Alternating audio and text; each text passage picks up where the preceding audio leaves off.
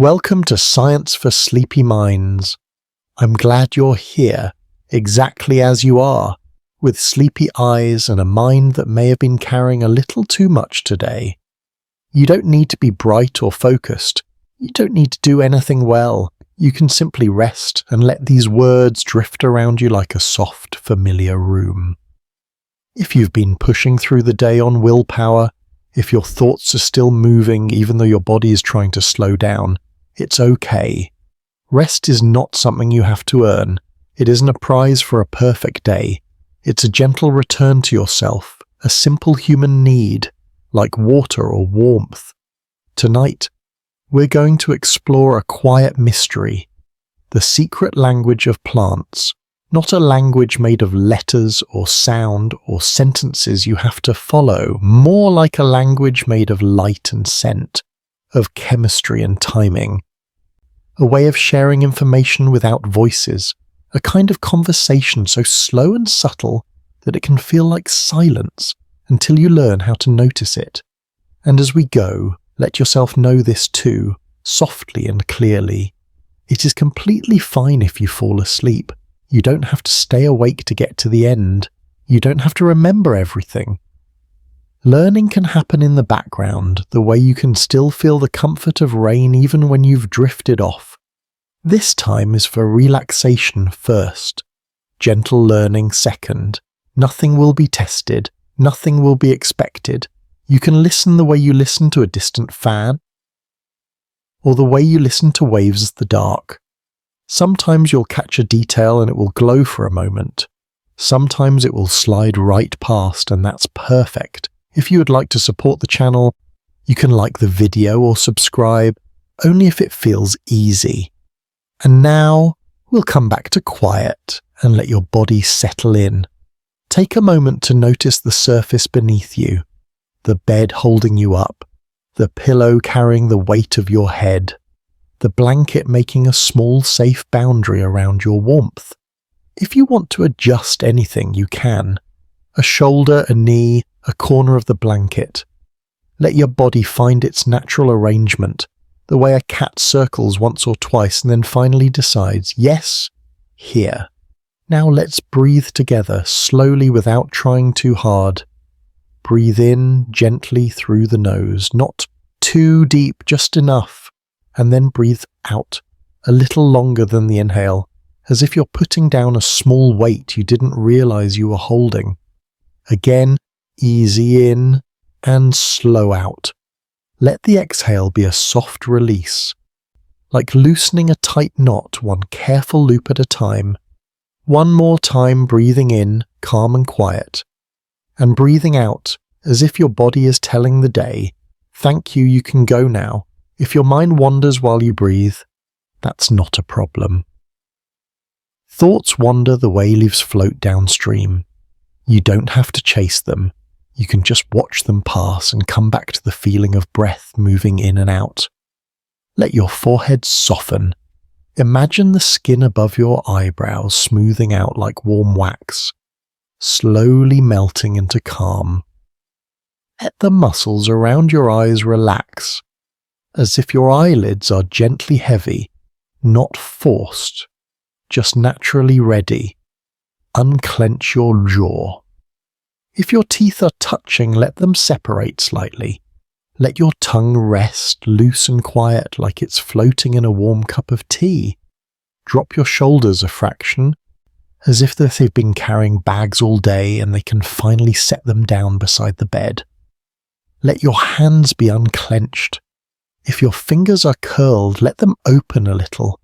Let your palms feel the air or the fabric or the space beside you. Nothing to grip, nothing to hold. Just hands returning to their simplest job, which is to rest down through your chest and belly. Allow the breath to be like quiet waves, in and out, coming and going. The shore isn't trying to do anything special. The tide arrives, the tide leaves, and it's steady, and it's safe. And somewhere behind your ribs, if you like, imagine a dim amber lamp. Not bright, just a gentle warmth that spreads slowly through the chest, like a soft light turning on at dusk. With each exhale, that warm light can widen a little, filling you with permission to be tired. Permission to drift. Now, as you rest there, we'll begin to step into our topic the way you might step outside at night quietly so you don't startle anything. Picture a garden after dark. Not a dramatic garden, not a haunted place. Just a simple patch of living green, softened by night. The air is cool with a hint of damp soil. There's the faint, clean scent of crushed leaves, and maybe something floral, delicate and almost sleepy. The world feels slower, as if time has turned its volume down. In the distance you might hear a few insects, a light rhythmic sound. Somewhere far off a bird settles into a hidden branch, and then the air becomes still again. If there's a breeze, it moves gently, brushing the tops of plants the way a hand might brush hair from a forehead. And in that stillness, if you look closely, the garden is not silent at all. It's full of messages, not spoken messages, not words, but signals, tiny changes, gentle releases. The language of plants is made of chemistry, of light, of touch, of timing. A language that doesn't rush. Maybe you're near a single leaf.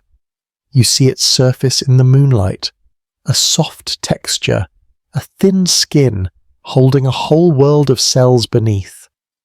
The leaf doesn't look like it's doing anything, and yet it is receiving light, sensing air, exchanging gases, balancing water, making choices in its own quiet way. What does it mean to communicate anyway? Does it have to be sound? Does it need intention? Or can communication be something simpler? A signal that changes behavior, a message that alters what happens next. In nature, a message can be a color, a scent, a sweet drop of nectar, a slight shift in the angle of a stem, a chemical drifting through air, a whisper through soil. We're going to listen for those whispers tonight, slowly, like you listen for your own breath when the room is dark. We'll start with what's familiar. The things you've seen with your own eyes, even if you didn't think of them as messages. Think of a flower. You've probably noticed how flowers seem to advertise themselves. Bright colours, soft shapes, sometimes patterns that look like little runways guiding you towards the centre. Even if you've never studied botany, you've felt the invitation of a bloom. It's hard not to look. To us, it can feel like beauty for beauty's sake. But in the life of a plant, colour often carries information. A flower's colour can help it stand out against leaves, like a small flag. It can also help certain pollinators find it more easily. Bees, for example, see colours differently than humans do, and many flowers have patterns that guide them. It's as if the flower is saying quietly, this way, here is where the nectar is. And then there's scent. The gentle perfume that seems to appear in evening air, or the sweet fragrance that clings to a warm afternoon. When you smell a flower, you're noticing molecules released into the air, tiny shapes that fit into receptors in your nose. To you it becomes a feeling, a mood, a memory. To an insect, it can be a map. Sometimes scent carries far, drifting beyond the garden like a soft ribbon. Sometimes it stays close, a private little cloud. Either way, it's a signal, and it can be surprisingly specific. Different blends, different timings, different rhythms. Some flowers release more scent at night, inviting nocturnal visitors. Some are strongest in the morning when the right pollinators are awake. And nectar, that small sweetness tucked inside, is like a reward. Not a reward in a moral sense, just a trade. The plant offers energy to the pollinator, and the pollinator carries pollen to another flower. Over time, this turns into a repeating rhythm. visit, sip, move on, repeat. A quiet pattern that knits a garden together. If you let your mind rest on that idea, it can feel almost like music. Not loud, not fast, just a gentle cycle that returns again and again. Colour, scent, nectar, movement through air. The garden breathing and trading and continuing. Plants also speak through movement, but their movements are slow enough that we often miss them. A vine finds a support and curls around it, gradually, like a careful hand closing. A sunflower turns its face little by little, following the arc of light. Leaves spread and angle themselves in ways that capture sun without wasting it. A plant doesn't need to walk to move, it moves by growing, by adjusting, by leaning into what it needs. There are a few plants that respond more quickly to touch, but we don't need to linger there. Just a small nod to the fact that some leaves can fold or shift when brushed, and then we can return to the slower world. The world where movement is like the hour hand of a clock, always moving even when it seems still. When you look at it this way, you start to notice that the garden is filled with information. Signals move forward between plant and pollinator, plant and light, plant and air. Communication isn't a dramatic event, it's a steady flow. In science, we can use the word communication in a very grounded way. A signal is sent, it's received, something changes, behavior shifts, a process turns on or off. The message doesn't have to be conscious, it doesn't have to carry emotion, it just has to matter to what happens next. And that brings us to a sleepy, gentle question. What counts as a language if it's made of molecules and sunlight? If a plant says something by releasing a scent, and an insect answers by arriving, is that a conversation? If a leaf changes its angle, and the plant cells respond by shifting growth, is that an internal dialogue? You don't have to decide. You can simply let the question float, like a leaf on a stream. It doesn't need a conclusion tonight.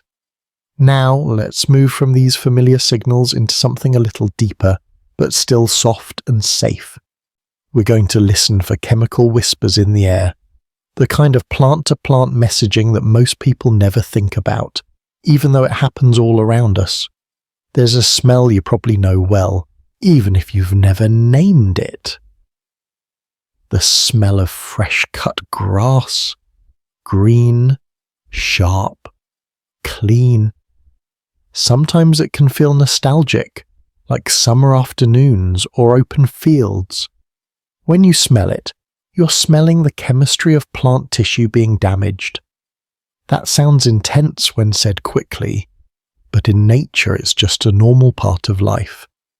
Leaves tear, stems break, insects nibble, and plants respond. When a plant is damaged, it can release volatile organic compounds, which is a calm scientific way of saying small molecules that can travel through air. Some of those molecules are part of what you smell. The plant is not trying to perfume your yard, it's simply reacting. It's releasing chemicals that can deter certain pests, or that can attract other insects that might help by preying on those pests. A quiet call for assistance, carried on the breeze. If you imagine it in the garden at night, it's almost like a message written in invisible ink. The leaf is touched, and the ink rises into the air, tiny notes floating outward. They don't look like anything, they don't sound like anything, and yet they can be meaningful. Sometimes those airborne signals don't only affect insects, they can affect neighbouring plants as well. If a plant releases certain defensive chemicals into the air, a nearby plant might detect them, and that nearby plant can become primed, which is a gentle word for prepared. It doesn't necessarily respond in full all at once. It doesn't panic. It simply adjusts its readiness, like a person who hears distant thunder and decides quietly to close a window. The idea of plants hearing their neighbours can feel strange at first, because we are so used to hearing a sound. But in biology, sensing is sensing. If there is a molecule in the air and a receptor that can detect it, then information can move. What if, even in a quiet backyard or a small patch of wild grass, there are tiny updates being exchanged all the time? Not gossip, not stories, just information. Something happened here. A bit of damage, a little dryness, a certain insect nearby, a shift in conditions, small signals travelling like faint perfume, barely there but real. And inside the plant, those messages become internal messengers. Plants have hormones, just like animals do, though they work in their own ways. You might hear names like jasminates and salicylates. You don't need to memorize them. You can let the words be like pebbles in a stream, smooth and passing. What matters is the feeling of the process. A plant senses damage or stress, and it uses chemical messengers to coordinate a response. Some signals move locally, in the tissue that's affected. Some signals can travel through the plant, through its internal transport systems, letting other parts know what is happening. It's a little like a house where one room notices a problem and quietly lets the rest of the house adjust. Not fear, not drama, just coordination. And this rhyming, this readiness, can resemble a kind of memory. Not memory as in recalling a story, but memory as in the body becoming changed by experience. A plant that has been exposed to a certain stress might respond faster the next time. It's as if the system has practiced. Like folding a blanket more easily once you've done it before, your hands learning the pattern. As you listen, notice how your own body responds to this idea. Maybe it relaxes, realizing that intelligence in nature can be gentle, not sharp, not loud, just quiet responsiveness. If your mind is drifting, that's okay. You can come back to the simplest version of what we've said. Plants share information through signals. Signals can be color and scent, inviting pollinators. Signals can be airborne chemicals drifting to neighbors. Signals can be internal messengers, coordinating responses. You don't have to hold it all. You can let it land where it lands, take another soft breath in and out. If it helps, return to the nighttime garden. The damp soil smell, the stillness, the moonlight laying pale paths across leaves. Somewhere a faint movement, a stem shifting as it grows, so slowly you hardly imagine it. The garden is doing what it does, and you are doing what you do, which is resting. And in the air, that invisible chemistry. Not a threat, not a warning siren, just a subtle network of information. You could think of it as the garden's version of weather, always present, always moving, but gentle. Sometimes people hear about plant signaling and wonder, does that mean plants are thinking like we think? Do they have feelings? Do they have intentions? Tonight, we don't need to go there.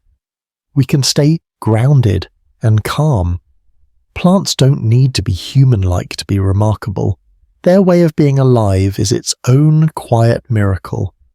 They are masters of slow time. They are experts in patience. They build their lives out of sunlight, water, minerals and air, and they communicate by changing the chemistry around them, by shifting their shapes, by timing their openings and closings, by making tiny decisions cell by cell. If you're still awake, you might notice that this kind of science is soft in the mind. It doesn't demand quick calculations. It invites you to imagine processes unfolding gently. And if you're not still awake, if you're halfway gone, that's even better. Let the ideas be like a lullaby with a few science-shaped notes. In a moment, we'll continue moving deeper into the plant world. We'll drift below the surface toward roots and soil, where conversations become even quieter, carried not by air but by earth. But for now, let's stay for just a little longer with this airy language, this floating chemistry, this invisible letter writing. Imagine a single leaf again. The leaf is like a little factory, but it's also like a listener. Sunlight touches it and it responds. A caterpillar takes a bite and chemistry changes. Molecules rise into air. If another leaf nearby can sense them, it may adjust. If an insect predator senses them, it may arrive. The leaf is not alone. It is part of a network of responses, a small node in a living web. It's comforting in a way to realize that life on Earth is full of these quiet connections. Not everything is isolated. Not everything is struggling alone. Many systems are built on signals and responses, on shared information, on cooperation and timing. The garden breathes as a whole, and you, listening in the dark, are also part of a larger rhythm. Your breath, your heartbeat, your nervous system slowly turning down its brightness as sleep approaches. You don't have to force it. The body knows the way, like a plant knows how to lean toward light. If you'd like, soften your shoulders again. Let them sink a tiny bit deeper. Let your hands be heavy. Let your jaw be loose. Let your breath be quiet waves. And keep the image of drifting leaves in the back of your mind. Thoughts, like leaves, can float by. You do not need to catch them. You can simply watch them slide past and return to the garden, to the leaf, to the simple, gentle truth that life communicates in many forms. In the next stretch of our night together, we'll begin to listen for the underground language, the way roots explore, the way soil holds moisture and minerals is like a slow pantry, the way microbes gather around root tips, the way fungi weave delicate threads through darkness, making pathways that can connect one plant to another. Not as magic, not as myth, but as biology, steady and ancient. For now, just rest, let the garden stay dim and calm, and let the science come to you softly, like a faint scent moving through night air. And if sleep is already arriving, let it. You're safe, you're allowed to drift, and the plants, outside in their quiet world, will keep on speaking in their secret language, whether we listen or not, with messages made of light and scent and time. If you're still awake, that's perfectly fine. And if you've drifted a little and you're returning in a soft, foggy way, that's perfectly fine too. You don't need to catch up. You can just settle again, right where you are. Notice the bed beneath you, steady and patient. Notice the small rise and fall of your breathing like quiet water. And if your thoughts are still moving, let them move at a distance, the way you might watch clouds slide past a moon. A gentle breath in and a gentle breath out. Now we'll continue, and we'll begin to drift downward, below the surface of that nighttime garden, into the quieter world beneath your feet. Above ground, plant messages can ride the air, carried as scent and chemistry. But underground, the language becomes even more hushed, slower, earthier, as if the world turns its voice into a murmur and speaks through touch and moisture and visible threads. Imagine yourself kneeling near a plant, not to disturb it, just to be close. The soil is dark and cool. It holds the day's warmth deeper down, like a memory. And under the surface, the roots extend outward, not in a hurry, not with force, but with steady intention shaped by biology. Roots are explorers, but they explore without eyes. They explore through sensing. A root tip, in a way, is like a soft fingertip. It presses gently into the soil, feeling for spaces between grains, finding pathways around tiny stones. It senses moisture gradients, moving toward water the way you might turn your face toward a warm window on a cold night. It senses nutrients, tracing them in the dark like a slow reader tracing braille. And what's lovely is that this exploration is quiet. It's not dramatic. There's no scramble. It is simply growth, guided by feedback. If you've ever watched a houseplant perk up after watering, you've seen the above-ground result of this underground work. The plant doesn't just drink through its leaves. It depends on those roots, patiently gathering what the rest of the plant needs. And roots don't only absorb, they also release.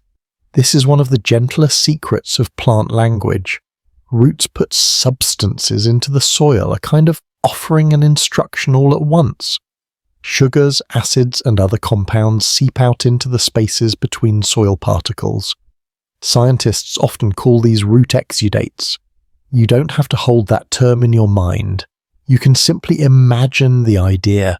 The root is not a closed straw, it's more like a living interface. It takes in and it also sends out. A slow exchange with the world. Those exudates can change the chemistry of the soil nearby. They can make certain nutrients more available. They can influence who gathers close, because the soil is not empty. It's crowded, in a quiet way, with life too small for your eyes.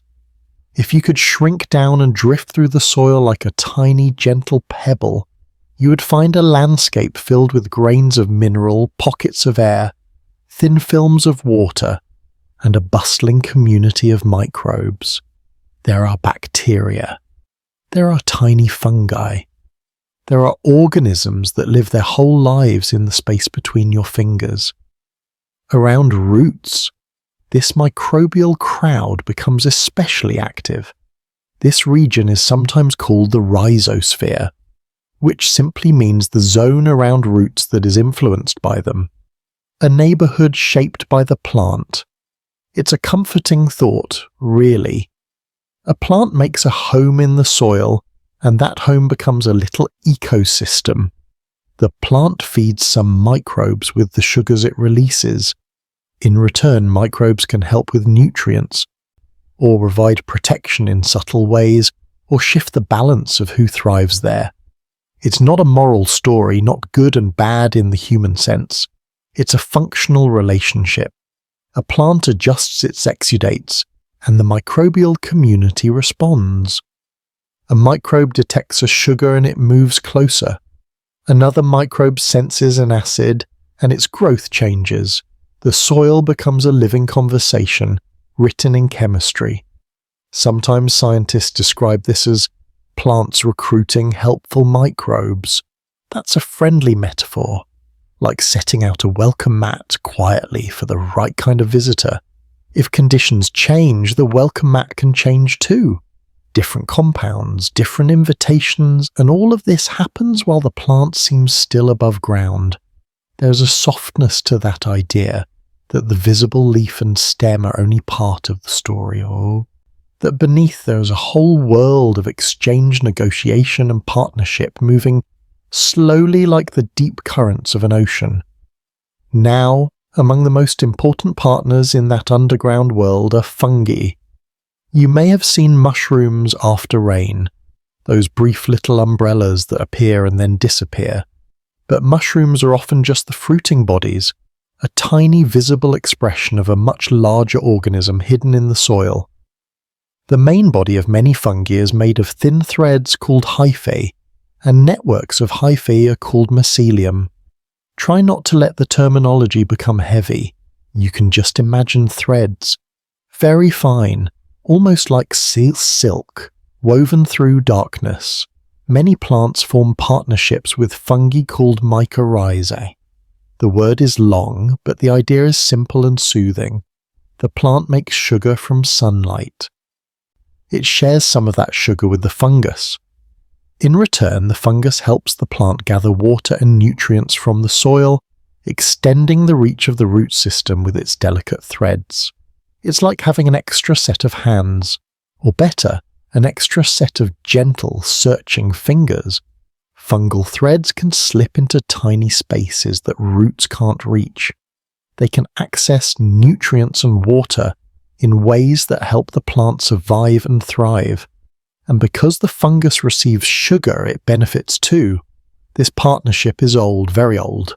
Some of the earliest land plants likely relied on fungal relationships to help them colonize dry land. You can picture that ancient world, quiet and green at the edges, and these partnerships forming slowly, over time, becoming part of the fabric of life. There's something restful about thinking in deep time. Plants and fungi for millions of years, trading and supporting, not in haste, not in excitement, just steady living. And sometimes these fungal networks can connect more than one plant. This is where people often perk up because it feels like a secret, but we can keep it soft, no hype, no dramatic claims, just a gentle description. If multiple plants share connections to a fungal network, then in principle substances can move along those pathways. Water, nutrients, chemical signals. The exact details can vary with species and conditions, and scientists are still studying how common certain kinds of transfer are, and what they mean in different ecosystems. But the possibility itself is fascinating. It means that in a forest or a meadow, plants may not be entirely separate islands of life. They may be connected in subtle ways through the living threads of fungi. If you let that picture form in your mind, it can feel like lace spread across the dark soil, a delicate web, not dangerous, not trapping, just connecting, like lines drawn between neighbours on a cosy map. And when something changes for one plant, that change might be sensed by others. Not as a spoken warning, but as chemistry shifting in the shared environment. A subtle message, passing quietly like the faint vibration of a distant bell. What does it feel like to imagine a forest like that? Trees above, reaching into moonlight, and beneath, roots touching soil, fungal threads weaving among them, carrying water and minerals and information in slow motion. It can inspire a certain kind of comfort, a sense that life is rarely entirely alone. At the same time, it's also important to remember something gentle and real. Nature often contains both cooperation and competition, braided together, not as a story of conflict, but as balance. Plants compete for light, they compete for space. They also form partnerships. They share resources under certain conditions. They influence each other in complicated ways. You don't need to turn this into a struggle in your mind. You can think of it like weather patterns. Sometimes winds converge, sometimes they diverge. Sometimes rainfall feeds everyone, sometimes it's patchy.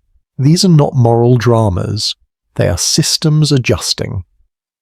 And that brings us to a quiet, sleepy question. In a world of roots and threads, where does one organism end and another begin? A plant is itself, yes, a distinct body, a set of cells with its own DNA. And yet it depends on microbes, fungi, insects, air, soil and sunlight. Its boundaries are real and also porous. It is a living interface. And maybe in your own way you're like that too. A person with edges and skin and your own private thoughts. And yet you are connected to the world through breath, through the warmth of blankets, through the rhythm of night and day, through the quiet influences of everything around you. You don't have to solve that question. You can just let it rest beside you, like a smooth stone on the bedside table. If you notice your mind working too hard, ease back into the sensory image. Cool soil, root tips, thin threads of fungi, slow exchange, a soft breath in, a soft breath out. Now, let's drift upward again, back toward the surface, but with a new awareness. Because plants are not only listening to neighbours and soil, they are also listening to light and time. In the garden above ground, imagine dawn arriving. Not suddenly, just a gradual paling of the sky. The darkness loosens its grip and the world shifts from grey to blue to soft gold. Leaves, which seemed still at night, are suddenly bathed in new information. Light is not just brightness. Light has colour. Light has direction. Light has timing. Plants are exquisitely sensitive to these qualities because light is their primary source of energy. Light is the raw material for their sugar-making work. But light is also a signal, a message about what kind of day it is, where the sun is, how many neighbours are nearby, what season is settling in. You've probably seen a plant leaning toward a window. Even without knowing the term, you've seen phototropism, the tendency of plant growth to bend toward light. This isn't a plant choosing in the way you choose, it's cells responding to gradients. It's growth being guided by hormones that shift from one side of a stem to another, leading to uneven elongation that causes bending. Underneath that simple motion is a beautiful physics of living tissue, quietly making geometry. A plant following the sun is like a slow dancer, not spinning, not leaping, just turning a face to warmth. And the turning doesn't have to be perfect. It's enough to tilt a little toward what it needs. There's something sleep-friendly about that, the idea that small adjustments can matter, that you don't need big effort to head in the right direction. A little tilt toward a comfort, a small shift, and then you rest again. Plants also sense shade, and this is a particularly subtle kind of listening. When sunlight filters through leaves, the quality of the light changes. Certain wavelengths are absorbed more than others, and the light that reaches lower leaves is different in colour composition. Plants can detect this shift. In a way, they can tell when other plants are nearby, not by seeing shapes, but by reading the colour code of light. This information can influence growth. A plant might stretch taller if it senses it's being shaded, or adjust leaf angles, or change how it allocates resources. Again, you don't need to turn it into competition. You can think of it as choreography. Plants in a forest understory, each responding to light patterns, creating a layered world of green, where leaves arrange themselves like overlapping sails, and light is only part of the story. Time is the other. Plants have internal rhythms, sometimes called circadian rhythms, that match the cycle of day and night. Even without a brain, even without a nervous system like ours, plant cells contain molecular clocks. These clocks help coordinate processes so that certain activities happen at certain times. A plant may open its stomata, tiny pores on leaves, at times that balance water loss and carbon intake. It may produce certain chemicals more in the morning or more at night. It may time its growth spurts, or the opening of flowers according to these internal schedules. You can picture it like a quiet timetable, written inside every cell, not a rigid schedule like an alarm clock, more like a gentle rhythm, like breathing. Inhale, exhale, day, night, open, close, make sugar, store energy, send signals, receive signals. And if you think about it for a moment, you might notice how your own body loves rhythm too. Your nervous system settles when patterns repeat. Your breathing becomes smoother when it finds a steady pace. Sleep arrives more easily when the body recognizes it is safe to follow its nightly routine. Plants and humans are different, of course. But the idea of rhythm is shared by many living things. Life likes timing. Timing reduces waste. Timing helps coordination. Timing turns chaos into something that can be lived inside. Now, within the plant itself, messages have to travel. A plant is not just a single leaf. It is a connected body. If one part experiences dryness or damage or shade, it can be useful for other parts to know. Plants have vascular tissues, which you might have heard of as xylem and phloem. You don't need the names, but they can be comforting in their steadiness, like learning the names of rivers. Xylem primarily carries water and dissolved minerals from roots upward, like an internal stream. Phloem carries sugars and other organic compounds from places where they're made, like leaves, to places where they're needed, like growing tips or roots, a slow distribution network. If you imagine these vessels inside a stem, you can picture a quiet postal system. Packages of water, packages of sugar moving along established routes. Not rushed, not chaotic, just continuous. Signals can travel this way too. Chemical messages can move with the flow, letting distant tissues coordinate their behavior. The plant becomes a whole communicating within itself, a body that doesn't need a brain to be organized. And there's another kind of signaling that often surprises people, though we can describe it gently. Plants can also show electrical-like signaling, not thoughts, not feelings, but changes in electrical potential across cell membranes that can move through tissues. These signals can coordinate responses to touch, injury, or other stimuli. It's a reminder that electricity in biology isn't only about nerves. It's also about membranes, about ions, about the movement of charged particles that affects how cells behave. You don't need to picture sparks or jolts. It's much quieter than that. More like a soft ripple moving through a pond, a change that spreads, informing cells along the way. If you find that idea too bright, too alerting, you can let it fade into metaphor. Imagine it as a faint shimmer, not seen, just felt, and a gentle internal whisper that moves through living tissue. And now take a moment to return to calm. Breathe in, breathe out, let your shoulders rest, let your eyes be heavy. You're doing nothing wrong if you're drifting. You're doing nothing wrong if you're awake. You are simply here, being carried by a slow river of words. If we zoom out again, we can see a plant standing in its environment like a listener with many senses. It listens to light, not with eyes, but with proteins that respond to photons. It listens to time, not with clocks on the wall, but with molecular rhythms inside cells. It listens to soil, not with ears, but with root tips that sense chemistry and moisture. It listens to neighbours, not with language like ours, but with scents, exudates and shared networks, and it responds, slowly, wisely in its own way, adjusting growth, adjusting chemistry, adjusting posture.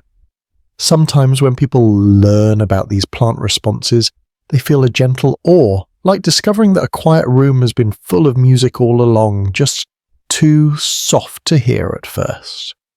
You can let that awe be a warm, low flame, not excitement, not intensity, just a soft glow.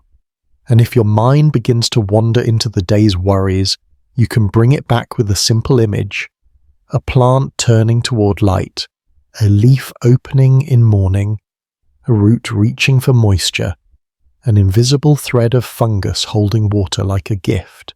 Simple, slow, safe. What happens if you let yourself be like that plant for a moment? Not solving anything, not forcing anything, just turning slightly toward comfort, just following rhythm, just letting time do its work. As we continue, we'll begin to explore how plants can seem to remember without a brain, how their bodies can be shaped by experience, becoming more ready over time. It's a tender topic, and we'll keep it gentle. For now, you can rest in the knowledge that plants are always listening, always adjusting, using light and chemistry and time as their quiet language. And you can let your own systems do the same. Listening to the softness of the room, listening to the steady breath, listening to the simple fact that the night is here and you are allowed to sleep. If you're still awake, you can let your attention rest on these words as lightly as you would rest your hand on a warm cup. And if you've been drifting in and out, if you've lost a few minutes somewhere in the softness, you don't need to go looking for them. You can just return gently to the feeling of being here. Take a slow breath in and an even slower breath out. There's a certain kind of comfort in learning that plants are always listening to light, to time, to soil, to neighbours. And now we can take one more quiet step into that world, toward an idea that sounds big at first, but can be held in a very calm way.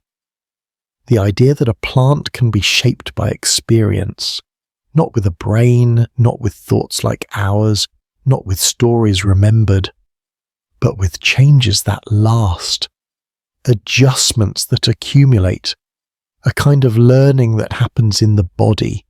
You've probably seen it without realizing you were seeing it. Think of a plant in a windy place. Over time, it often grows sturdier. The stem thickens. The tissues become more supportive. It's as if the plant is responding to the constant, gentle pushing of air by building a stronger frame. Or think of a plant in brighter light. Its leaves may become smaller and thicker. It may change how it manages sunlight, how it protects itself from too much intensity. In lower light, leaves can become broader, stretched outward like open hands trying to capture more of what's available. These are not quick decisions, they are slow adaptations. The plant is reading its environment through the signals that arrive each day, and it is adjusting its growth accordingly. You can imagine it like a quiet conversation between the plant and the place where it lives. The wind says, "I am here," again and again. The bright sun says, "I stay long in the sky." The shade says, "I filter the light." The plant answers by changing shape, by shifting resources, by building itself for the conditions it has. It's a gentle form of memory, not a memory you can recall like a name or a face, but a memory written into structure, into thicker stems and altered leaves, into the way a plant holds itself. If you're listening with sleepy ears, you might notice that this kind of memory is everywhere in living things. Your own skin changes with sun exposure. Your muscles adapt to repeated movement. Your nervous system learns what feels safe by patterns repeated over time, not because you consciously command it, but because life is built to adjust. Plants do something similar, only in their own quiet language, in their own slow time. And beyond these visible structural changes, plants can also change how ready they are to respond to certain challenges. This is where we return to that gentle word, priming. Imagine a plant experiencing a mild stress, perhaps a small amount of damage, or a brief dry spell, or exposure to a pathogen. The plant responds, coordinating internal chemistry, and afterward it may remain in a state where a future response can happen more quickly, like a well-practiced routine, like folding something the same way every night, and your hands remember the motion even when your mind is tired. This is not fear, not worry, not anticipation in the human sense. It is biology becoming prepared. Cells adjust. Chemical pathways become easier to activate. Certain protective compounds may be produced more readily. The plant's response system becomes tuned, a little more efficient the next time something similar occurs. If you find yourself imagining the plant as anxious, you can gently set that idea aside. A plant does not need anxiety to be responsive. It doesn't need imagination to have readiness. It has chemistry, it has feedback, it has time, and perhaps there's quiet comfort in that. That readiness doesn't have to come from stress in the mind. That sometimes readiness is simply the body learning quietly without making a fuss. As you listen, you can let your own body learn something too. That it is safe to soften. That it is safe to release the day. That sleep can arrive without you solving anything. If you want, let your shoulders sink again, just a fraction. Let your jaw loosen. Let your hands be heavy. And let the science remain gentle, like a low lamp in the corner of the room. Now, there is another layer of memory in biology that scientists talk about, and we can approach it the way you approach a calm pond. You don't jump in, you just sit near it and look. This layer is called epigenetics. It's a long word, but we can hold it softly. In very simple terms, your DNA is like a library of instructions. But not every instruction is used all the time. Cells read some genes more than others, depending on what's needed. And epigenetics refers to chemical markers and structural changes that influence how accessible certain genes are and how strongly they are expressed, without changing the DNA sequence itself. If that feels too technical, let's use a gentle image. Imagine a book with sticky notes. The book is the DNA. The sticky notes are small markers placed in certain spots. They don't rewrite the words. They don't tear out pages. They simply say, read this more often, or skip this for now, or open here when you need it. In plants, epigenetic changes can sometimes be influenced by the environment. Stress, temperature, light conditions. Over time, certain patterns of gene expression can shift, and those shifts can shape how the plant behaves and grows. Again, you don't need to keep the details. Just hold the idea that plants can carry quiet records. Not memories like dreams, records like notes in the margins. A subtle way the past can shape the present. And if you're thinking, does that mean plants pass these notes on sometimes to future generations? The answer is that sometimes, under certain conditions, some epigenetic patterns can persist, though the details are complex and vary across species. We don't need to wade deep into the complexity tonight. Tonight, it's enough to know that life has layers. Visible layers, like a leaf's surface. Hidden layers, like hormones moving through tissue. Even quieter layers like molecular notes that affect what a cell decides to do next. You can let that layeredness be soothing rather than overwhelming. Like blankets, like the way darkness itself has layers, from the dimness in your room to the deeper night outside the window. If you've drifted, that's okay. If you're still listening closely, that's okay too. Let's take a slow breath in and out. Now we can widen our view again and step into a more story-like part of the plant language. A dialogue that involves more characters, not just plants speaking to plants, but plants speaking with insects, and insects answering back, and the whole ecosystem taking part. Think again of a flower. It might be early morning, the air cool, the light soft, or it might be late afternoon, when the world has a golden tint and the shadows are long and calm.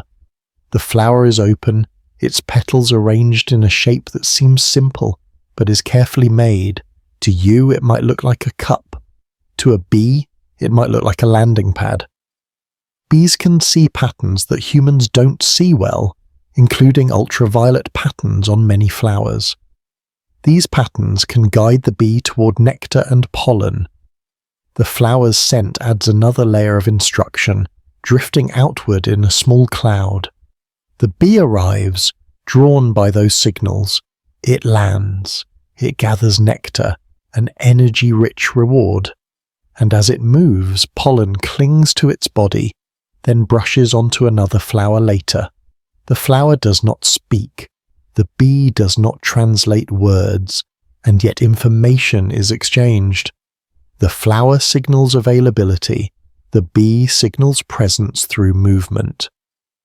The trade happens. It's like a slow dance practiced for many generations, refined by time. What a gentle thing to realize that a garden is full of dances you never asked for, never paid attention to, but that continue anyway. Quiet cooperation, purposeful motion, tiny lives following patterns that keep the system going.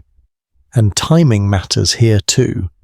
Many plants announce their readiness through when they bloom and how long they stay open. Pollinators learn these seasonal cues. They learn over the span of their lives where good resources are likely to be and when.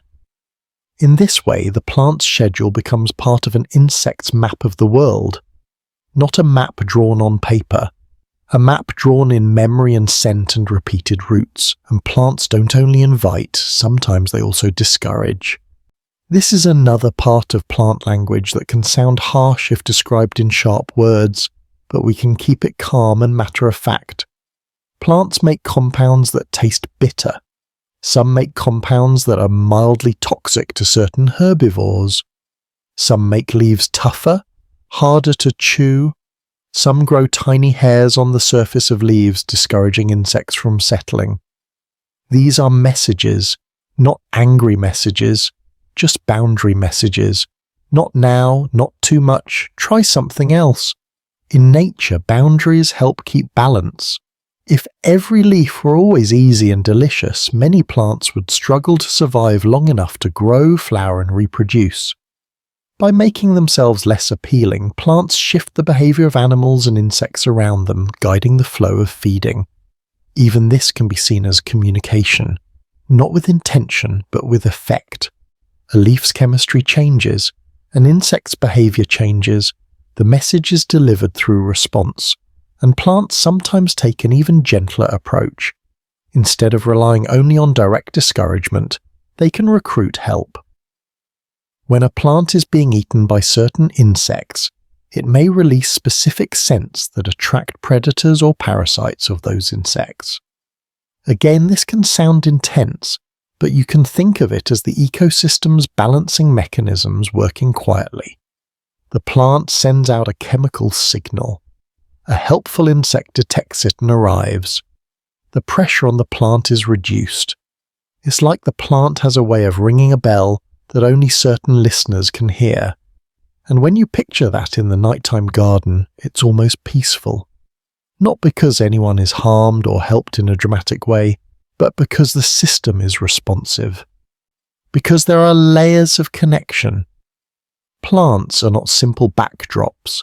They are active participants in the world, shaping the behavior of other organisms through signals.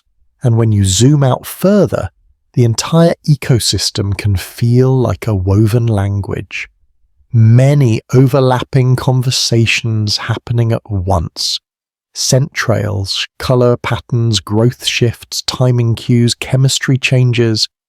Each species listens in its own sensory way. Each species answers with behavior. The forest becomes a living exchange.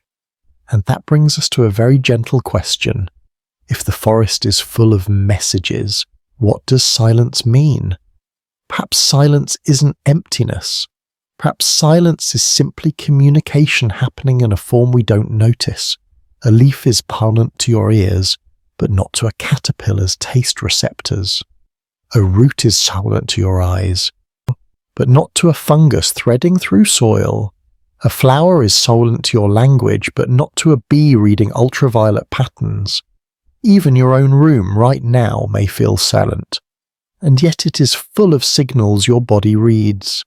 Temperature, pressure, the faint sound of air movement, the weight of the blanket, the softness of the pillow. Silence can be full. If you let that thought settle, it can become comforting rather than strange. The world is not demanding your attention.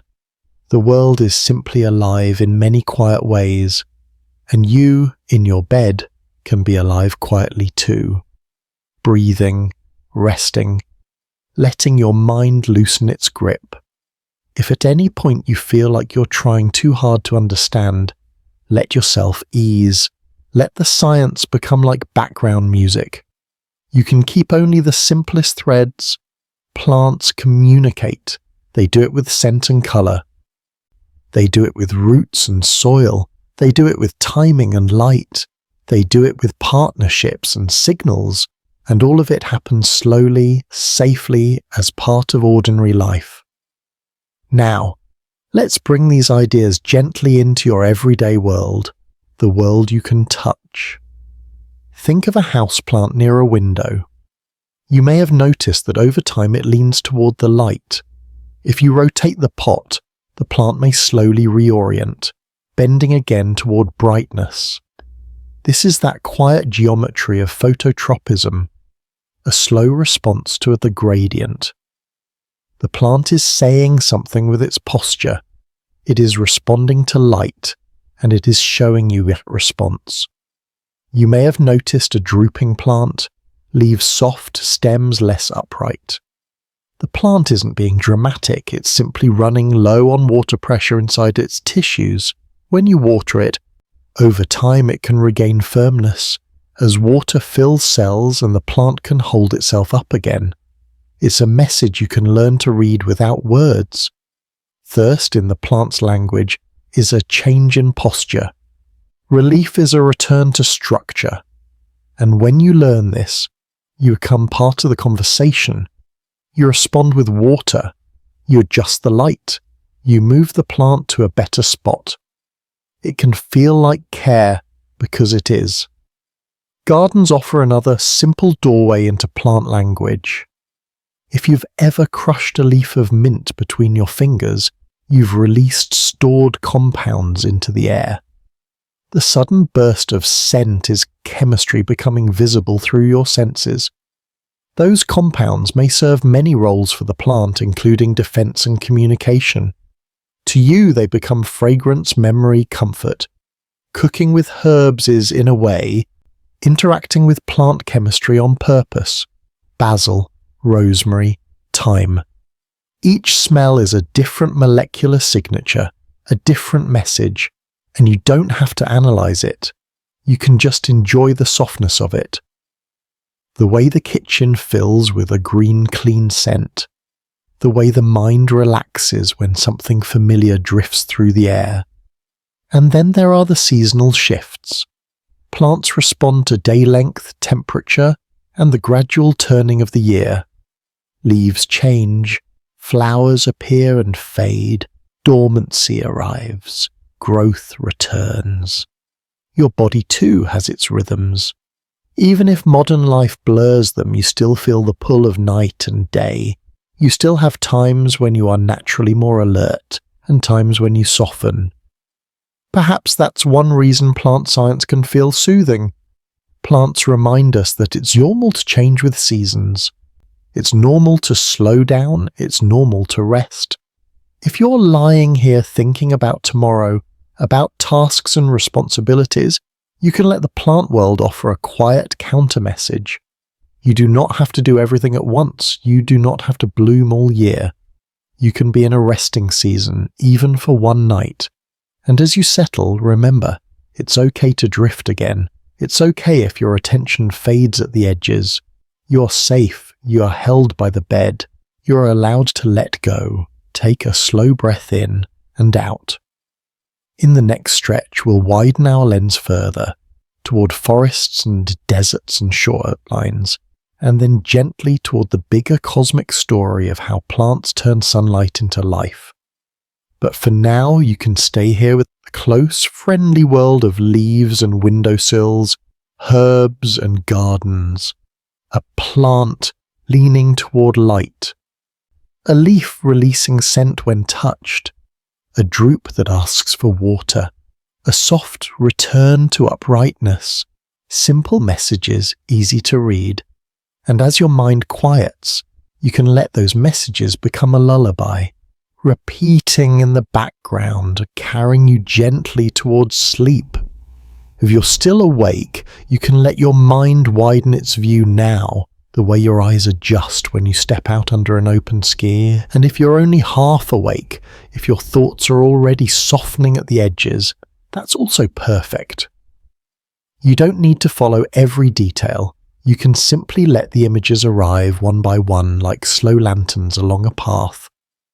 Imagine leaving the small garden behind for a moment and stepping into a larger landscape.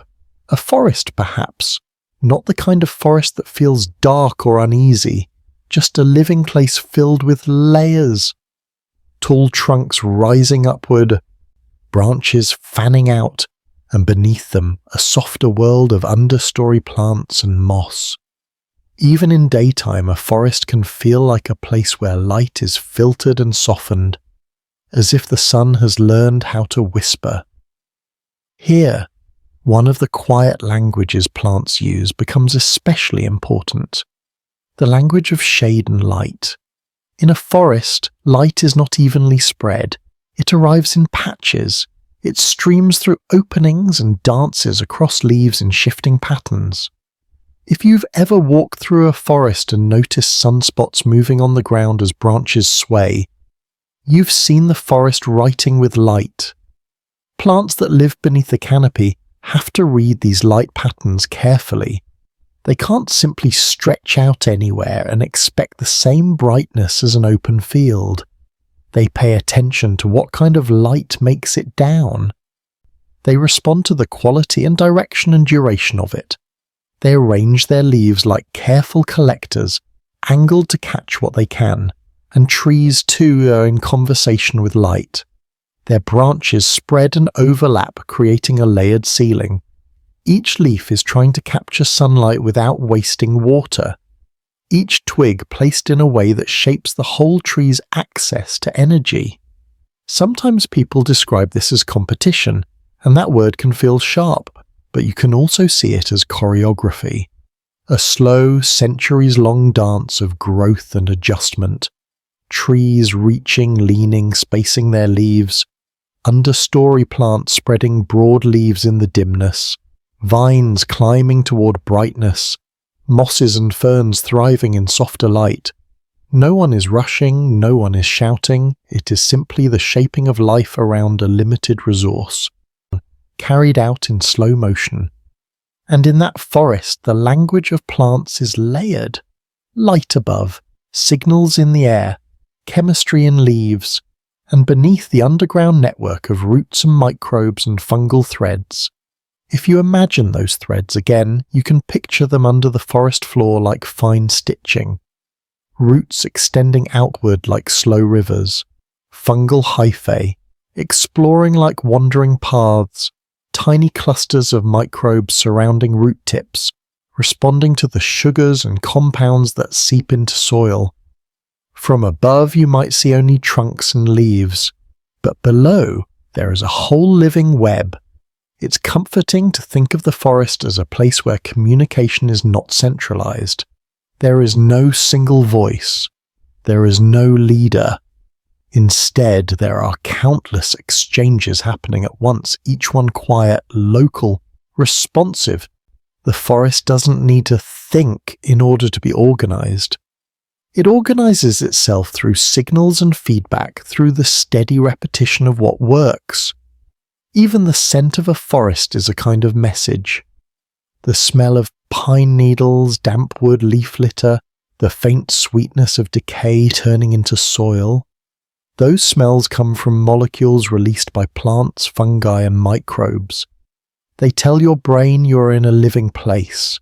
You're surrounded by growth and decomposition, by cycles that keep repeating. If you've ever felt calmer in a forest, even without knowing why, perhaps part of your nervous system recognizes this. The steadiness, the rhythm, the way life continues without urgency. And if you're lying in bed now listening, you can borrow that steadiness. You can imagine the canopy overhead as your ceiling, the filtered light as your dim room, the soft ground as your mattress, and the forest's quiet persistence as your own permission to rest. Now, let's widen the view again to a landscape that teaches plants a different kind of patience. Imagine a dry place. Not a harsh, frightening desert, but a calm, open environment where water is scarce and precious. The air is warm and the skies wide. Plants here live with a kind of careful budgeting. They cannot waste moisture. They cannot afford constant openness. In these places, plant language often becomes a language of conservation. Some plants reduce leaf surface area to limit water loss. Some store water in thick tissues, holding it like a quiet reserve. Some have waxy coatings on leaves that slow evaporation, like a protective veil.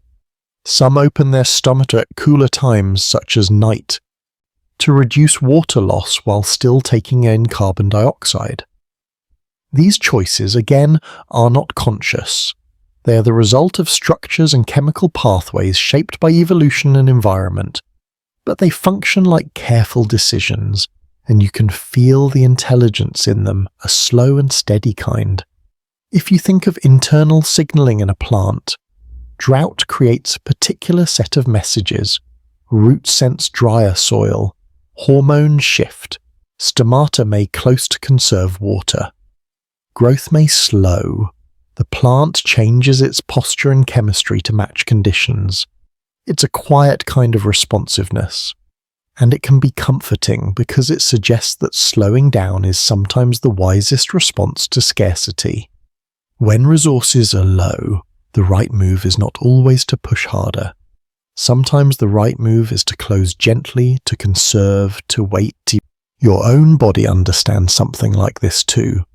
When you're tired, when your mind has been overworked, part of you is asking for conservation, for stilled attention, for fewer demands. You can let your nervous system follow the plant's example. Close some inner stomata. Reduce the exchange of worry. Hold on to warmth and quiet. Save energy for tomorrow. Even if you've had a long day, you do not need to solve your whole life tonight. Tonight is for conserving. Tonight is for refilling. Now let's shift again to a place where plants must learn to live with salt and wind and shifting sand. Imagine the coastline. The air there can be cool and damp, sometimes carrying a fine mist. There is a steady sound of waves in the distance, repeating and repeating, never in a hurry. The light often feels softer, scattered across water. And the plants that live near the shore live in a world of salt. Salt is a challenge for many plants. It can pull water out of cells and disrupt the delicate balance of chemistry. Yet coastal plants have adaptations that let them survive. Some exclude salt at the roots. Some compartmentalize it, storing it away where it causes less harm. Some shed salt through specialized structures. Some have thick, succulent leaves that hold water, diluting the salt concentration inside. You can think of this as a long conversation between plant and environment. The ocean says, here is salt, here is wind, here is spray. The plant answers slowly, by building a body that can handle it. Thicker leaves, protective skins, careful internal balancing. Again, the language is not words, it's structure, it's chemistry, it's time. And if you notice the theme repeating across forests, deserts, and shorelines, you'll see something soothing. Plants speak by becoming. They communicate their history through their form. They reveal the conditions they've lived in through the way they grow. A windswept coastal plant looks different from a shaded forest plant. A desert plant looks different from a meadow plant. Each one is carrying information about its world written into its body. You can let that settle into your mind like a soft insight. Everything that lives is shaped by what it lives through. But shaping does not have to be harsh. It can be gentle. It can be gradual. It can happen quietly, without anyone forcing it. And now we can lift our eyes a little higher from the level of landscapes to the level of the whole planet, and then, softly, to the level of the universe. Because there is a wider story behind plant language, a bigger backdrop that makes all these messages possible. It begins with sunlight. Or, if you want to be even more expansive, it begins with the star. The sun is a star calmly burning in the sky, releasing energy that travels across space and arrives here day after day. And plants have learned through the long history of life how to catch some of that energy and turn it into something usable. Photosynthesis is one of the great quiet processes of Earth. It sounds technical, but it can be held as a simple image. Light touches a leaf. The leaf receives it, and inside that leaf, in tiny structures within cells, energy is captured and used to build sugar from carbon dioxide and water. A leaf is in a way a translator. It translates sunlight into food. It turns something intangible into something you can touch, something that can become wood, fruit, roots, seeds. And when you think of it like that, you might feel a soft sense of wonder. Not the kind of wonder that wakes you up, but the kind that makes you feel safe in a vast universe. Because it means the planet is not separate from the sky. It means the energy of a star becomes part of the living world. It becomes the sweetness of an apple, the strength of a tree trunk, the softness of moss. A plant stands there, rooted to earth, and yet it is connected to the sun by light. And maybe that's another kind of language, a cosmic language. Light travelling through space, leaves responding, life flourishing. When you breathe, you are part of this story too, because plants have also helped shape the air itself. Over long periods of time, photosynthesis transformed Earth's atmosphere. Oxygen became more abundant, allowing many forms of life to evolve and thrive. The oxygen you breathe tonight has been part of cycles, produced by plants and algae, used by animals and microbes, returned as carbon dioxide, and then used again by plants. Breath is part of a planet-wide conversation. Inhale, exhale, a quiet exchange between you and the living world. If that thought feels too big, you can shrink it down to something simple. You can imagine a single leaf again, and the way it exchanges gases with the air, taking in carbon dioxide, releasing oxygen, not as a gift, not as a sacrifice, just as part of its own chemistry, and you, lying in bed, taking in oxygen and releasing carbon dioxide, are part of the same exchange. This can be a comforting thought when you feel alone. Even in a quiet room, your breath connects you to forests, to gardens, to grass, to algae in the ocean. The air is shared. The cycles are shared. Life is interwoven in ways that do not require you to do anything. You are already included. Now, let's return gently to the idea of language again, with this bigger view in mind. We often think of language as sound or symbols. We imagine mouths and ears, alphabets and pages. But in a wider sense, communication can be the movement of information through a system. Light is information. Chemistry is information. Timing is information. A plant does not need to speak aloud to participate in the flow of information. It senses the length of the day. It senses the quality of the light. It senses the touch of wind. It senses moisture. It senses molecules in air and soil. Then it responds. And those responses change the environment for other organisms. A plant shades the ground, changing temperature and humidity beneath it. A plant releases scent, guiding insects. A plant exudes sugars into soil, feeding microbes.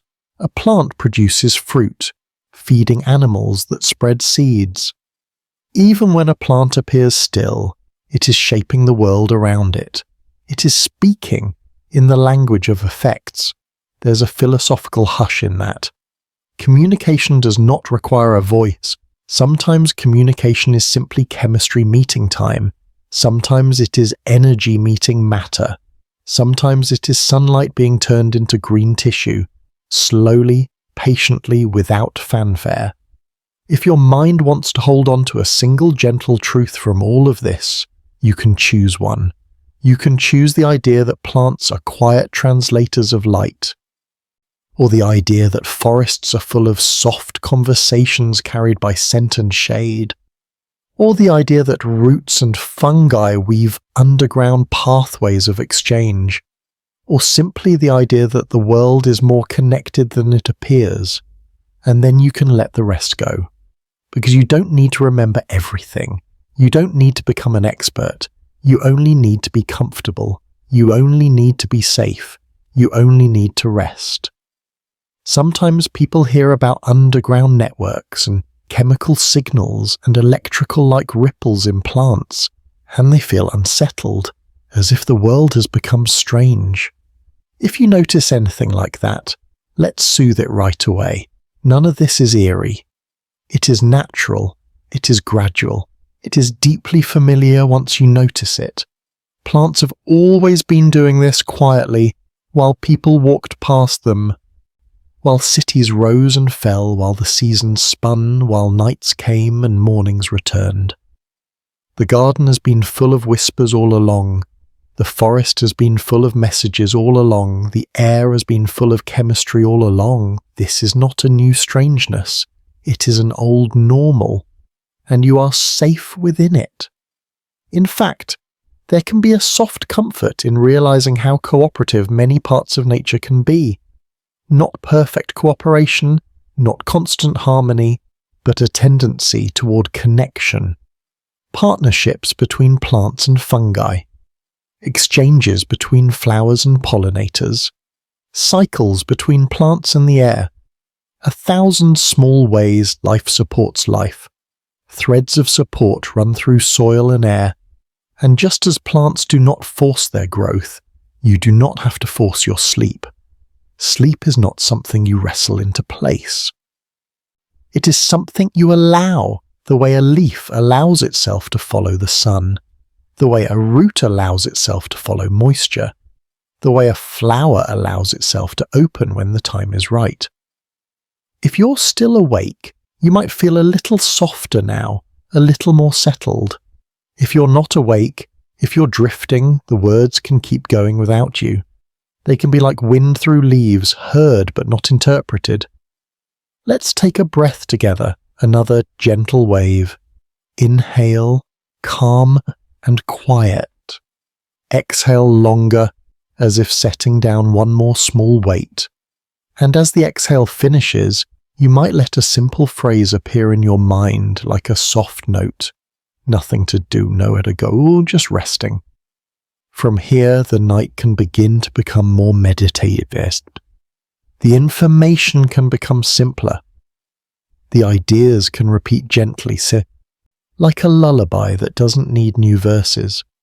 In the next stretch, we'll begin to revisit the core channels of plant language in an easy loop, slowly and softly.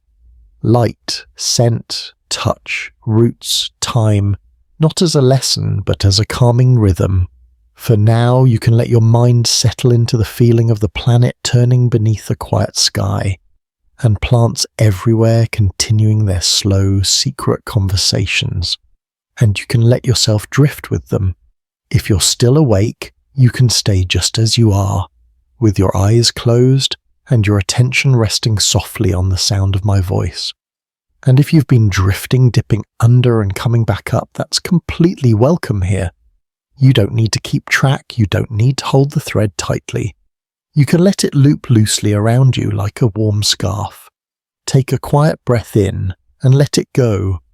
Slow and easy. Now we'll let the night become more meditative. Less about building new ideas and more about letting a few simple ideas repeat, gently the way waves repeat on a patient shore. The secret language of plants reduced to its calmest essentials. Light, scent, touch, roots, time, light. Just the word itself can feel soft, like a thin blanket pulled up over your shoulders. Light is how plants listen to the sky. Light is how leaves know where to turn, and light is how a plant feels the day without needing eyes. You can imagine the first touch of morning on a leaf. Not the strong midday brightness, but a quiet early light, pale and kind. It rests on the leaf surface, and the leaf receives it. Inside, tiny structures capture that energy, one photon meeting one molecule, and the plant begins its slow work of making sugar. A calm exchange, a steady translation from light into life. If you like, you can picture the plant as a listener with open hands, not grasping, not reaching anxiously, just angled toward what arrives. A leaf turning slightly toward a window. A stem leaning in a gentle arc. Not because it wants in the way we want, but because living systems respond to gradients. Because when there is more light on one side, something in the plant shifts and growth follows, and you can borrow that image for yourself.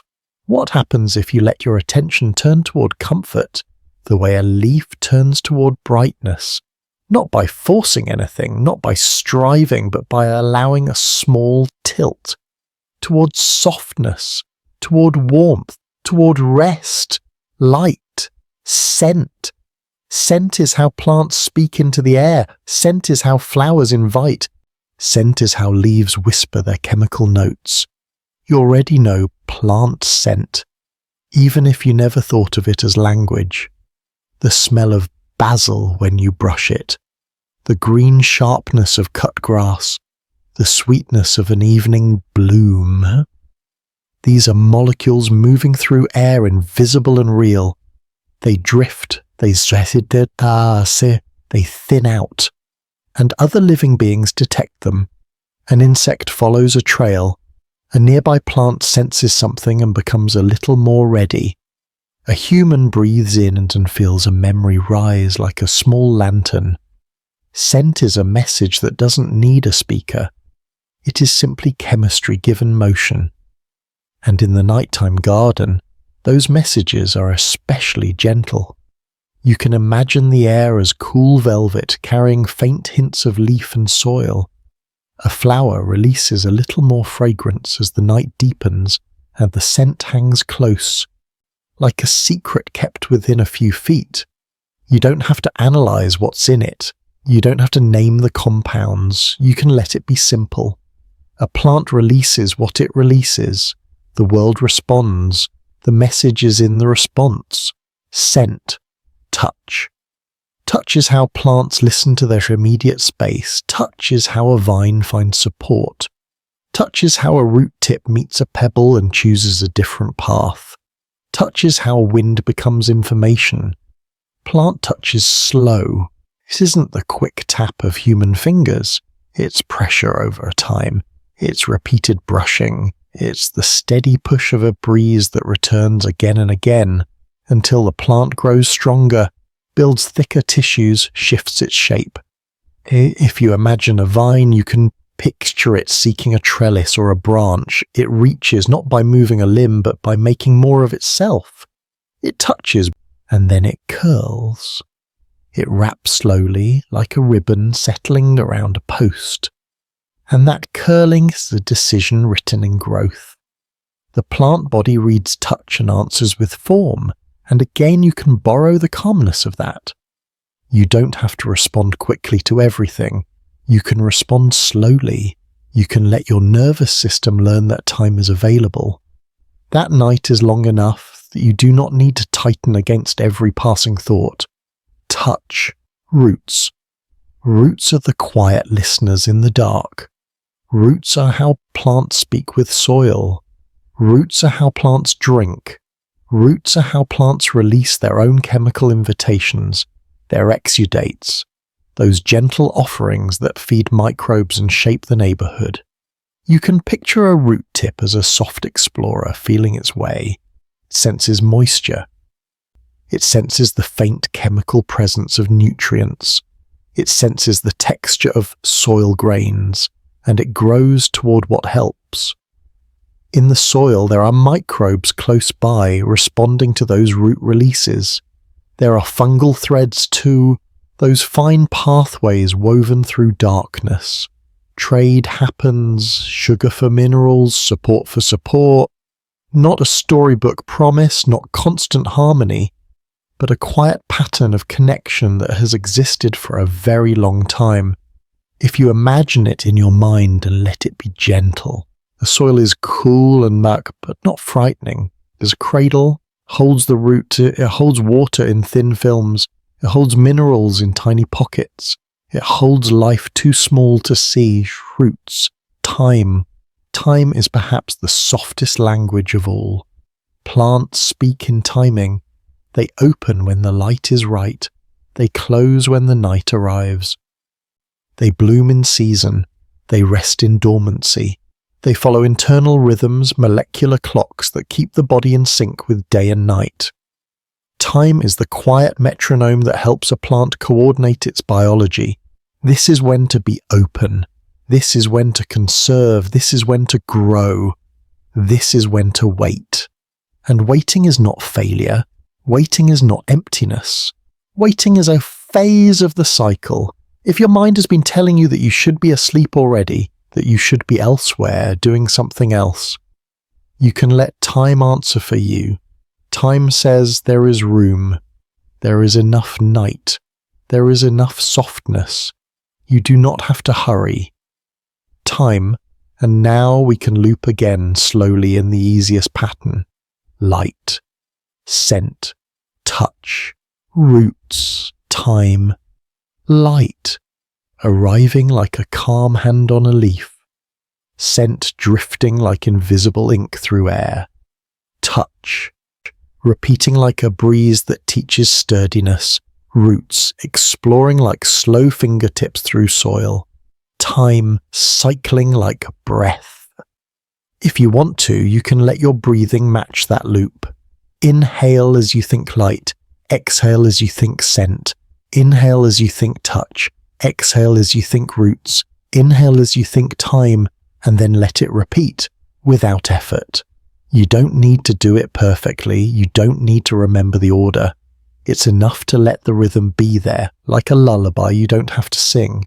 Light, scent, touch, roots, time. Now, imagine a greenhouse at night. Not a bright, bustling place, a sleeping greenhouse. The kind with glass panes that hold warmth gently even after the sun has gone. Inside, the air is humid and soft. It smells faintly green like leaves and damp earth. There are rows of plants or clusters of pots. Their shapes layered and overlapping, leaves like pages in a slow living book. The lights are dim. Maybe there's a single low lamp, enough to see outlines, not enough to demand attention. Everything is calm, even the air feels slower, as if it's breathing. You step into this greenhouse in your imagination, or perhaps you simply appear there as if the mind can travel without moving at all. Your feet are quiet, your presence is gentle, you're not here to do anything, you're here to rest among living things, to listen to their slow language. As you move, you notice how each plant seems complete, even in stillness. A broad-leafed plant holds itself like a bowl. A slender plant rises like a thin candle. A trailing plant drapes over the edge of a shelf like a soft ribbon. You pause near one leaf and look closely. Its surface is smooth or slightly textured depending on the plant. You can imagine the tiny pores, the stomata, opening and closing according to the plant's rhythm. You can imagine water moving upward through xylem, sugar moving through phloem, each transport pathway like a quiet hallway inside the plant's body. Nothing rushes, everything continues. Inhale, exhale. As you walk through the greenhouse, you might notice a repeating pattern in your own body. Inhale, exhale, pause. Inhale, exhale, pause. It's almost as if the greenhouse breathes with you. Warm air in, warm air out, and then a moment of stillness. You stop near a flowering plant. Perhaps the flower is small and pale in the dim light, like a soft star pinned to green fabric. You imagine the scent it might release, not strongly, just enough to exist. A gentle chemical signature. You imagine a pollinator outside in the world somewhere, asleep, or perhaps a night-flying creature that would detect the scent if it drifted far enough. And you realize that even if no one is there to receive it, the plant still does what it does. It still expresses itself. It still exists in its own rhythm. There's a quiet comfort in that life can be steady without applause, that processes can continue without being watched, that you, too, can rest without being observed, without proving anything. You move again, slowly, passing leaves that overlap like soft shingles, passing stems that hold themselves in gentle arcs, passing soil that sits dark and patient in pots. If you like, you can imagine the soil as a small universe, each pot holding a little world of microbes, tiny fungal threads, mineral grains. A root system, it's miniature, exploring and exchanging, living in darkness with calm purpose. And you can continue through the greenhouse like that, one plant at a time, your attention drifting from leaf to leaf, from scent to scent, from a sense of presence to a sense of letting go. Inhale, exhale, pause. And as you pause, you can let a simple refrain come back, a mantra-like rhythm without any heaviness to it. Plants speak in sunlight, plants speak in scent, plants speak in roots, plants speak in time. You don't have to repeat it out loud. You can just let it exist as a soft underline beneath the words, like a quiet hum. Plants speak in sunlight, in scent, in roots, in time, and if your mind wanders, you can offer it another gentle phrase. Nothing you need to do, nowhere you need to go, just listening. Nothing you need to do, nowhere you need to go, just resting. The greenhouse stays warm, the leaves stay still, the night stays wide outside the glass. You are safe. Now we can let the ideas become even simpler, like the last few minutes before sleep fully takes you. Light, scent, touch, roots, time, light, the soft arrival of day, scent, the quiet drift of molecules, touch, the slow teaching of wind, roots, the dark exploration, time, the steady rhythm.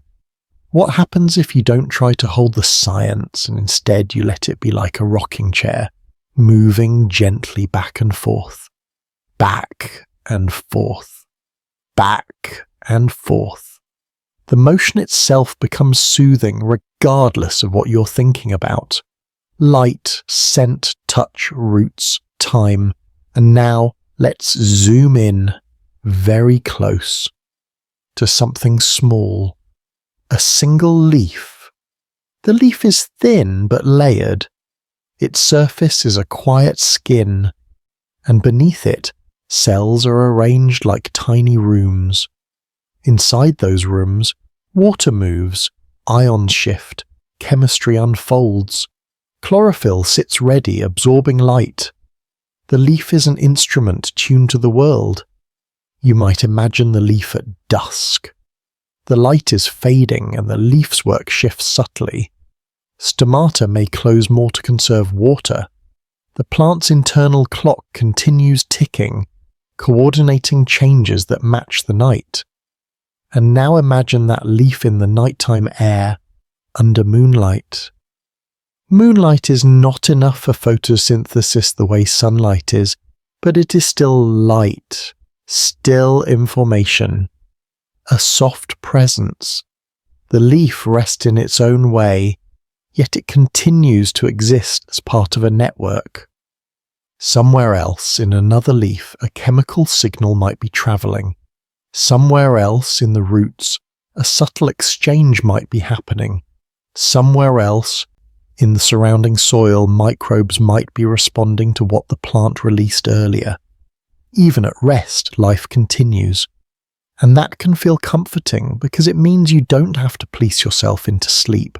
You don't have to command your body to shut down. Sleep is not a switch you flip with force, it's a gradual settling like a leaf folding slightly at dusk. If your thoughts are still active, you can give them a gentle job. Let them picture the leaf, let them picture moonlight, let them picture slow chemistry that never hurries. And if your thoughts are already quiet, let the pictures fade. You can let them dissolve like ink into water. The sharp edges soften, the colours spread out, and soon there is only a gentle tint. That's one of the metaphors we can use here.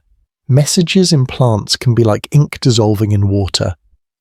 A molecule released, a response detected, edges fading, a conversation happening without anyone needing to strain.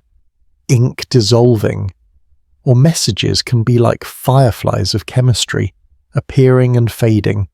Not bright, not startling, just tiny points of presence, a brief glow, then darkness again. Fireflies of chemistry, or messages can be like ripples in soil, a small change near a root, a shift in microbes, a response a few centimeters away, ripples spreading slowly through a medium that holds them gently. ripples in soil. And now, if you like, you can let all metaphors soften into one simple feeling. Gentle signaling, gentle responsiveness, gentle continuity.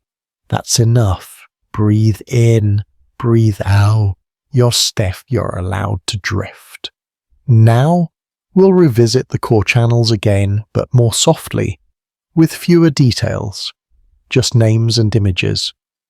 Light like a warm window, scent like a faint perfume in night air, touch like a breeze brushing leaves, roots like fingertips in dark soil, time like the slow turning of the earth.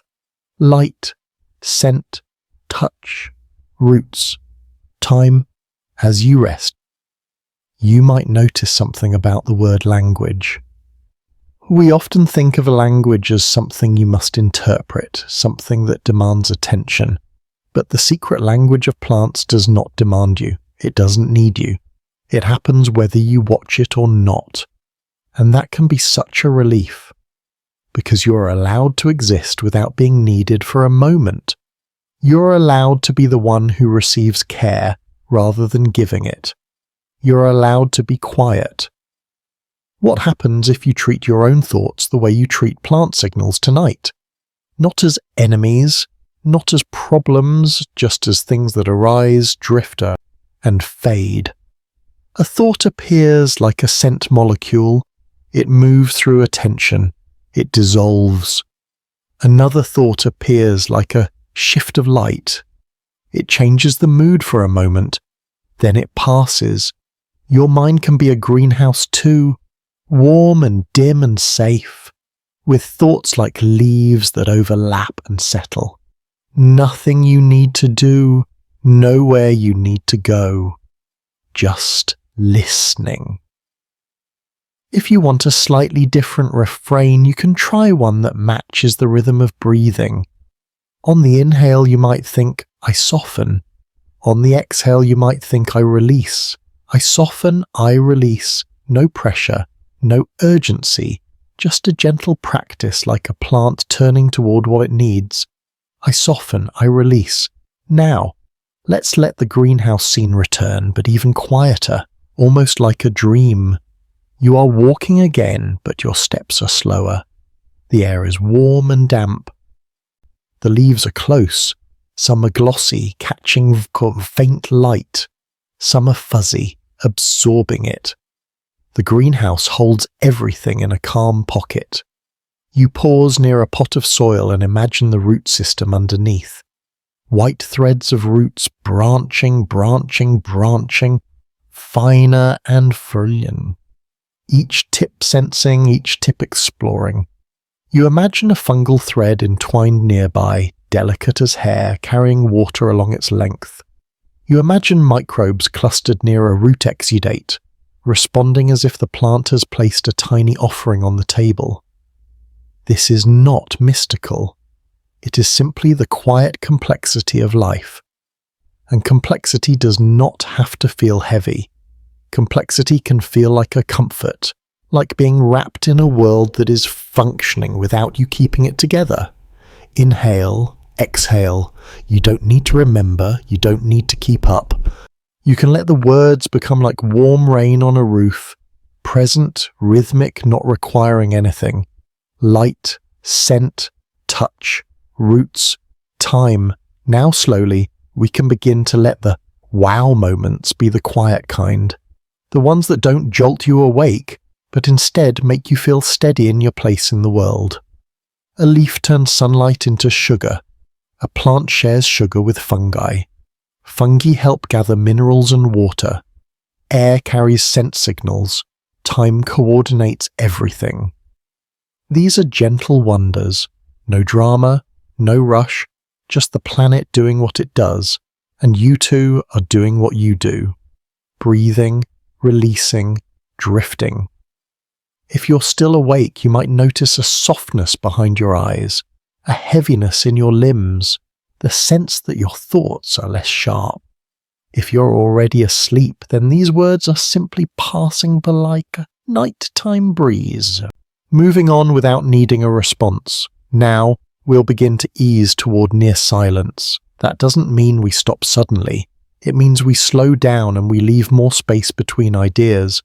Longer pauses in your mind, fewer new details, more repetition and comfort.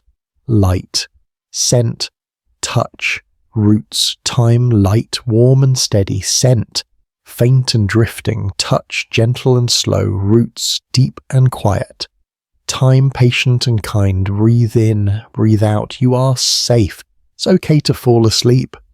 It's okay if you forget what was said. Your mind can drift away and leave this behind. Now, a calm summary can come like a final soft blanket. Plants share information without voices. They use light as a guide. They use scent as a signal.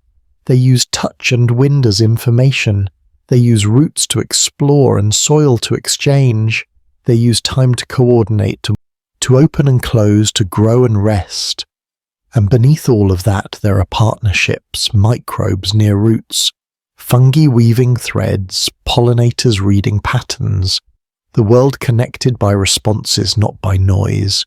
If any of that feels like too much, let it blur into one simple feeling. The world is quietly communicating, and you don't have to do anything about it. You can rest inside it. Night is here. Your bed is here. Your breath is here. Nothing urgent is required. The body knows how to sleep. Sometimes your mind may try to argue. It may say, you should be asleep already. Or, you forgot something. Or, what about tomorrow? If that happens, you can answer with a plant-like gentleness, not with force, with repetition. Now is night. Now is rest. Now is breath. Now is softness. A plant does not force dawn. It waits for it. You do not have to force sleep. You can allow it. Now is night. Now is rest. Now is breath. Now is softness. And if you want one last small image to hold, make it the simplest one, a single leaf under moonlight. The air is cool. The leaf is still. Messages are traveling, but you do not need to follow them. The leaf does not worry about the messages. It simply exists, participating in its world. A single leaf under moonlight. Quiet, safe, steady. Let yourself be like that leaf for a little while. Not doing, not striving, just being, just resting. And as your awareness fades, you can let the final words become softer and softer inside you. Good night, gently. You're safe here. It's okay to drift. It's okay to fall asleep. The garden remains quiet. The air remains cool. The leaves remain still. And the secret language of plants continues. Softly, patiently, like a lullaby written in light and scent and time, fading into silence as you rest.